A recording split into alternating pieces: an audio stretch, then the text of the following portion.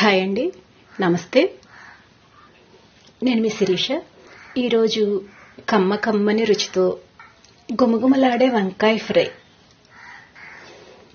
10 నిమిషాల్లోనే చాలా ఈజీగా ఎలా చేయాలో చూద్దాం. ముందుగా ఒక గిన్నెలో నీళ్లు తీసుకుని ఉప్పు, కొంచెం పసుపు వేసుకోవాలి. వంకాయ ముక్కల్ని ఈ విధంగా పొడవుగా కట్ చేసి వేసుకోవాలి. ఈ విధంగా ఉప్పు నీటిలో వేసుకోవటం వలన కండ్ర రాకుండా ఉంటాయి. వీటిని ఇలా ఉప్పు నీళ్ళలో మునిగేలాగా ఉంచుకోవాలి. ఇప్పుడు స్టవ్ మీద ఇలా ఒక గిన్నె పెట్టుకుని ఆయిల్ వేసుకోవాలి. ఈ ఆయిల్ వేడైన తర్వాత ఈ తాలింపు దినుసులు వేసుకోవాలి. పచ్చిశనగపప్పు, ఆవాలు, జీలకర్ర, ఒక ఎండుమిర్చి, ఇవన్నీ వేయించుకోవాలి.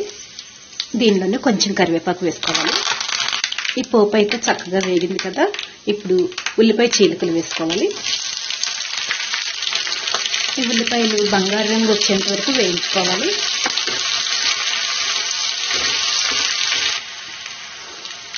ఉల్లిపాయలు చక్కగా వేగాయి కదా. ఇప్పుడు దీనిలో వంకాయ ముక్కలు వేసుకోవాలి. ఇలా వంకాయ ముక్కలన్నీ వేసుకోవాలి. దీనిలోనే రుచికి సరిపోయేంత ఉప్పు వేసుకోవాలి. అలాగే పసుపు కూడా వేసుకోవాలి. ఒకసారి బాగా కలపాలి.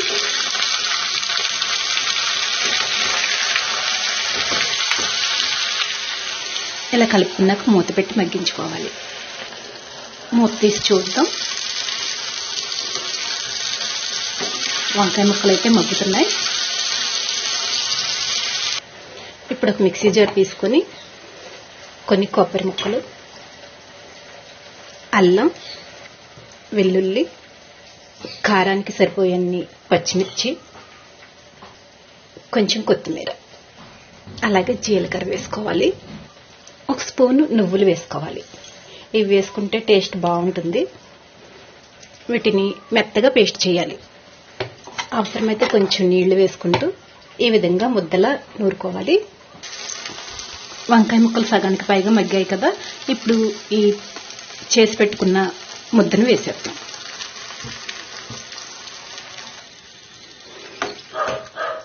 దీన్నంతా వంకాయల్లో కలిసేలాగా కలుపుకొని పచ్చివాసన పోయేంత వరకు మగ్గించుకోవాలి.